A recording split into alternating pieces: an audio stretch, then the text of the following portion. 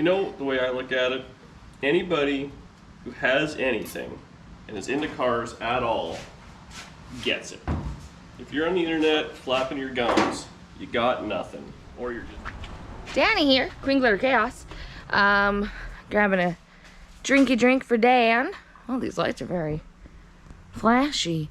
And there is definitely still glitter in my hair from a stream the other day. I'll post a picture of it maybe like here so you can see the chaos that had happened. So stream is a fun time, you should be there. Anyways, I figured upon delivery of this delicious soda that Dan should have to answer a few questions. Why? I don't know, because I'm bored. But look, I brought you a drink. As payment Way to a man's heart. for answering questions. Did you tell people how much attitude you gave me when those cups first showed up? I didn't. I wanted a big cup for my drinks, and now who's using them all the time? Well, here's the thing. They do this thing where they make it taste like you've gotten a fountain drink from McDonald's. Honestly, we should be selling those in the Amazon store. Yeah, Amazon affiliate for these big cups. Honestly though, like look at how giant it is. It holds 2 cans of soda. Ask me how I know. For the health-conscious individual. Yeah. Now, oh, I definitely just asked for it. Everyone goes, stop drinking Diet Coke. I will not stop drinking Diet Coke. I have no other vices. Diet Coke is my life's blood. Chocolate, chips, food. Okay, well that's just being a fatty little baddie. You have a lot of cars. You're addicted to those. I'm not, you are. You play a lot of video games. Okay, that one is possibly yes. But those only hurt me. Touche. Okay, let me get those questions for you, good sir. So I will say majority of these questions actually have to do with the 56. 56? That junker? The only 56 that we have. No, I guess we have 2 56s, don't we? Yep.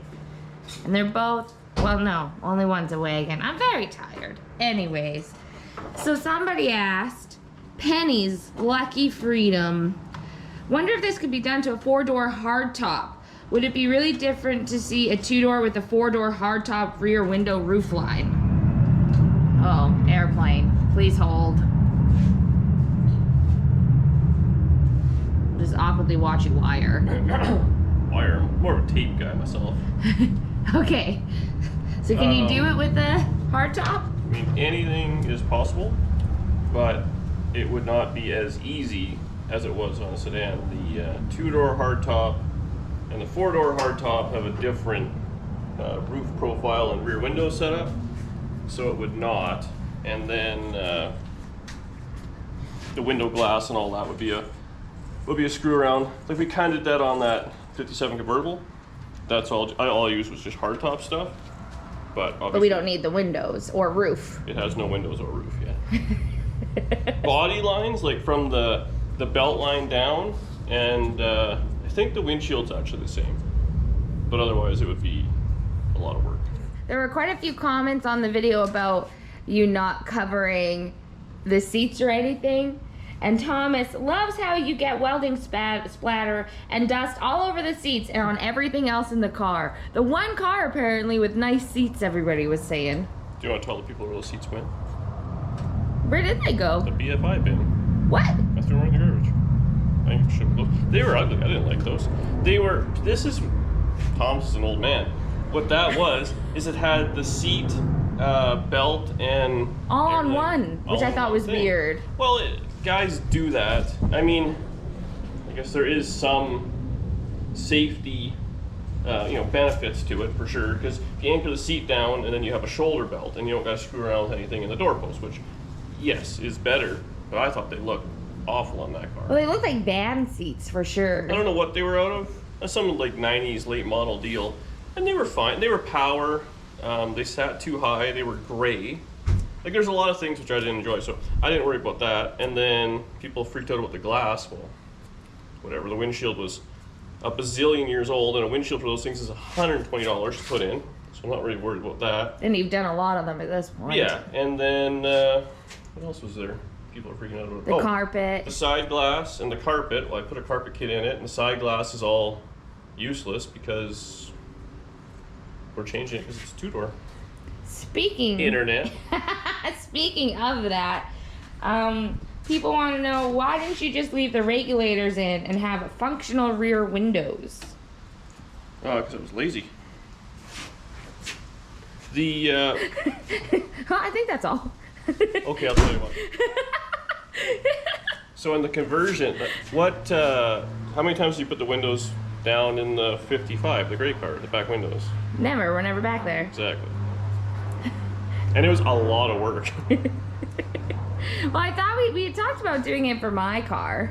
Like for my 57 was putting in real windows this year. But it has real windows. My 57? They just don't go down. I thought it was plexi. No. It's real glass. Wow. I have the regulars. We can make the back windows go down, but I'd sooner put air conditioning in than make the back windows go down.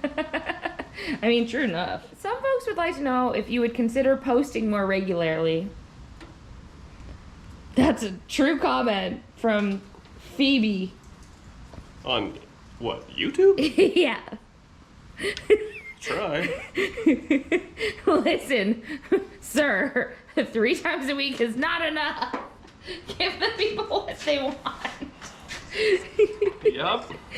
The internet. Oh, folks were talking about the gears in this thing. Remember when it was all stuck and stuff? And a lot of people talked about putting like bleach in it to get it unstuck. That sounded wild. That sounded like a home hack right there. Well, that transmission is long gone. Would that have worked though? I don't know. People said that and brake fluid and all sorts of things. I just filled the crap out of it, put in some miscellaneous oil and stuff like that, and it had enough to go in a gear, and I just like, okay, we'll leave it like that. There you go. It didn't have to go very far, just had to drive in the shop. And it did that. Kind of. It did it once, that's all that matters. That's all that needed to happen. It's only once. Ooh, I can answer this one. We do not have emissions tests here in Canada, so we don't need to worry about passing one. Where we are, we don't. Well, where we are. Yeah, I guess Toronto, I think, has it, and BC has it. I think it's only on new stuff, though. So. I think all the old stuff we're exempt from anyways. There's actually, I was looking, people are freaking out about this, the RPM Act and all that didn't go through. And a lot of stuff when I was looking, because the way to get around it is it's like off-road use only. But like 64, I think, is a magic year where even like before 64, there's not, I don't think the EPA can screw you over maybe. You know what's crazy I just thought about? Is that this car was made before we went to the moon. In 1969. We never went to the moon in 1969. Oh no! Also, the Earth feels pretty flat. No! Don't flag me for misinformation. It's a joke. You want to talk politics real quick? No. What are your views? Robert wants you to know that it was painful to watch you convert that car. With a little effort, could have had a nice car. What's Robert got? Nothing. Just watch, he has just like a million cars. You know, the way I look at it, anybody who has anything and is into cars at all gets it. If you're on the internet flapping your gums, you got nothing. Or you're just hateful at life, so I don't really listen to them people. And you shouldn't. It's just for fun. I mean, that's the other thing. It's like getting mad at, I don't know, a TV show because they did something stupid or whatever. Like that's what you do it for. It's for the entertainment value. If like clearly if the way we're wiring this car may not be the fanciest, but it'll work. That's the other thing is people. I always think if it works, does it matter? Is it dumb or whatever that was? You know. Or if it works and it's on the road, it passes safety. Like you put a bunch of miles on it. Like, who cares? You drive it, you enjoy it. Yeah, that's how I see it. Mike wants to know, what is it about a 56 you don't like? I don't like the tail lights. And I don't especially like the front ends. They're very boxy. They look okay when you pull the bumper off. Really, it's just maybe the front bumper I don't like. But the taillights I find just god awful. And I'm not a big fan of the radius of the rear opening. It's kind of like a 57, but I don't know. It just doesn't work for me. They don't look as cool, it turns out. It's not that I hate them, it's just like, yeah, like there's 3 years and it's my least favorite. So I mean, it's like Chevelles. Like my absolute top of the heap is like a 70, what I like prefer the most. And then like 71, 72 are almost identical, but I prefer 71 over 72. And like, it's just, I don't know, each their own, right? Yeah. That's what I like.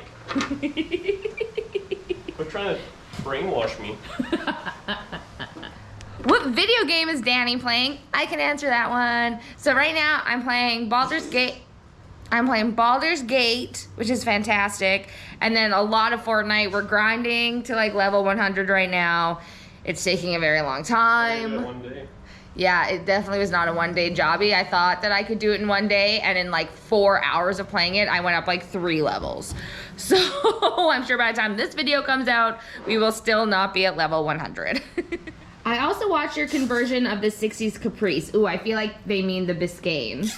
Can this be done with any Chevrolet? In other words, could I follow the same technique and convert a 69 4-door Chevelle into a 2-door, or going the other way, creating a 4-door convertible from a Nova or a Chevelle?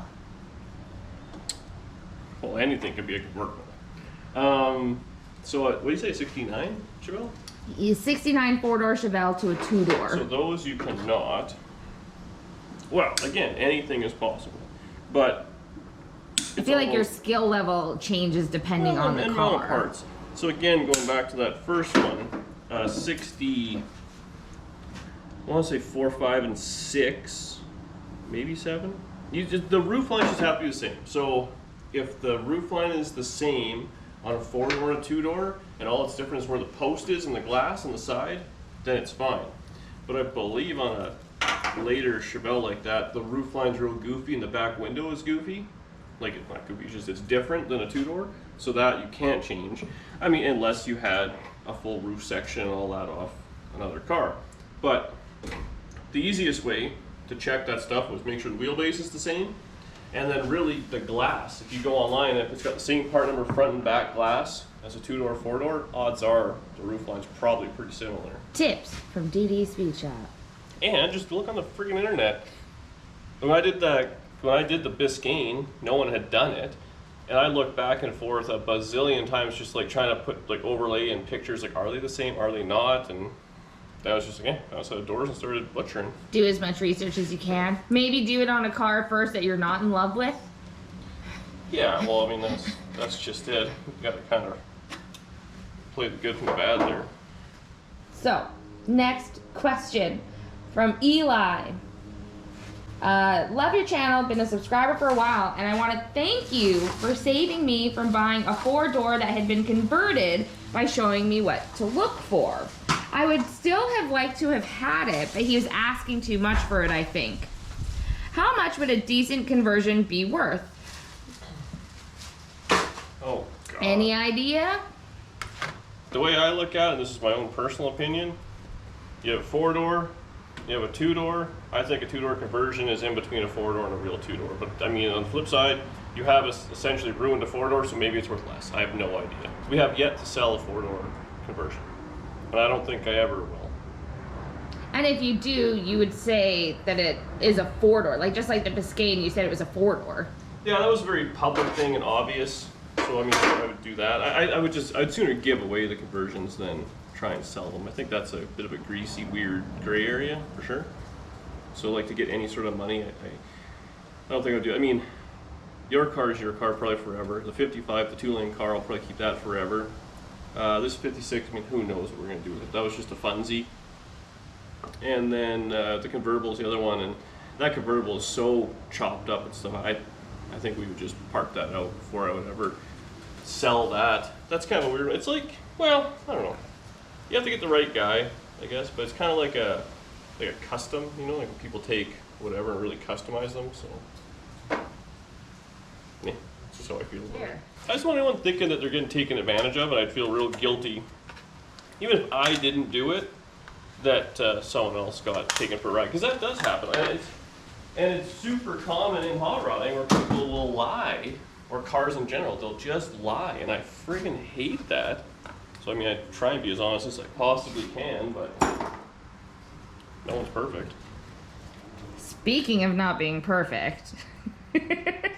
Just a question about your car? No. Oh. Why would my car is perfect? Okey doke. Almost. Maybe you gotta bolt the front end on a little bit more. These questions go back to back for a reason because they just happen to work very well together. Okay. So the first one is from Howard. Howard wants to know, why not film what you're doing? You did the undercarriage work, shocks, etc. You're good at what you do. Show your talent. Followed by Quicksilver. Oh, what are we talking on? What car? I'm assuming this one or whatever one you did shocks on. Doesn't matter what the car is. But that, so show your work more, was followed by, I watch all your videos no matter what they are. However, I gotta say that 15 minutes of staring at a set of drum brakes while you fiddle the effing shies out of them was tough to sit through. So please show, like back to back these comments were. Rebuttal. Not gonna lie. I film whenever I film, and sometimes I'm editing and I'm like, oof, that's a little bit weird that I filmed that, but put her out there and hope for the best. I don't put a whole lot of thought into it. I do want to, because a lot of people are like, show the work. And I do want to just one day set the camera up and like time lapse 8 hours. And then just put it, well, not time lapse, just film it and then put it up there live. 8 hours. There you go. That's what it's like being in the garage. Just Dan and his thoughts. A little bit of butt crack here and there. That's what people want. I don't know, I think like, what are you gonna do? Like the videos are like 40 minutes, give or take. And I think it's the right amount of explaining and working. That's what I would want to see. I think any more than that, like, I don't know, how people can just watch, it seems. Like, yeah, put together drum brakes, or put it together, take it apart, put it together, take it apart. Like wiring. Like I'm not filming any of this because what a boring thing. Put together, oh, that's wrong, because if I redo it, like, it's boring for the guy doing it. Right? Makey, noisy. That's what they want to see. Pretty much. I feel like the real things that everybody always wants to see is like the bring home, the first fire up, and then like a road trip. Those are the 3 things that actually matter. Oh yeah, when you get that's always how it is. You bring the car home, videos do great, you start cleaning it, maybe get it running, do whatever, start cutting it apart, and like, if you have to like put a quarter panel on, you cut the old one off and tack new one on, people love it. All the welding and grinding and body work and all that is boring. Paint is fun, you know, and then, all the assembly is boring, boring, boring. First drive is fun, and then like then it's over. Like it's, I don't know.